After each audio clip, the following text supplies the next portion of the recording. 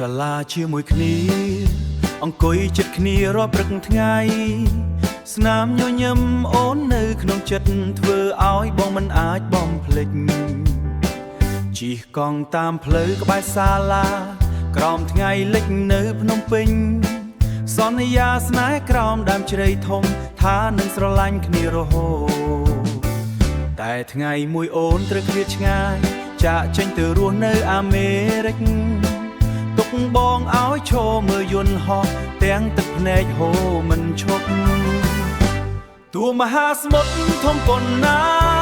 ក៏មិនអាចបំបែកចិត្តយើងចម្ងាយមិនអាចផ្លាស់ស្នេហ៍ដែលកើតពីថ្ងៃនៅសាលារាល់យប់យើងនៅតែខកប្រាប់គ្នាថានឹកគ្នាខ្លាំងស្នេហ៍ខ្មែរពីក្មេងស្រុកស្រែនៅតែរស់ក្នុងបេះដូងនៅតែរស់ក្នុងបេះដូងច្រើនឆ្នាំកន្លងផុតទៅអូនវិលមកដីកំណើតវិញស្លៀករ៉ូបសស្រស់ស្អាតដើម្បីរៀបការជាមួយបងសំឡេងភ្លេងខ្មែរលាន់ពេញរោងការឪពុកម្ដាយញញឹមសប្បាយថ្ងៃដែលយើងរងចាំយូរទីបំផុតចាំយូរទីបំផុតคล้ายជាការពិតបន្ទាប់ពីថ្ងៃរៀបការនោះយើងហោះទៅអាមេរិកជាមួយគ្នា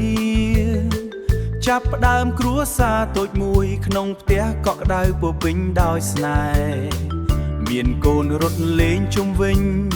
និយាយខ្មែរនិងអង់គ្លេសតែរឿងស្នេហ៍យើងទាំងពីរនៅតែចាប់ផ្ដើមពីសាលានៅកម្ពុជាទោះថ្ងៃនេះរស់នៅឆ្ងាយចិត្តយើងនៅតែខ្មែរស្នេហ៍ពីសាលាកាថ្ងៃមុនคล้ายជាគ្រួសារដ៏ស្រស់ស្អាតពីកម្ពុជាដល់អាមេរិកស្នេហ៍យើងមិនដែលប្រែអូននឹងបងកាន់ដៃគ្នារហូតដល់ថ្ងៃចុងក្រោ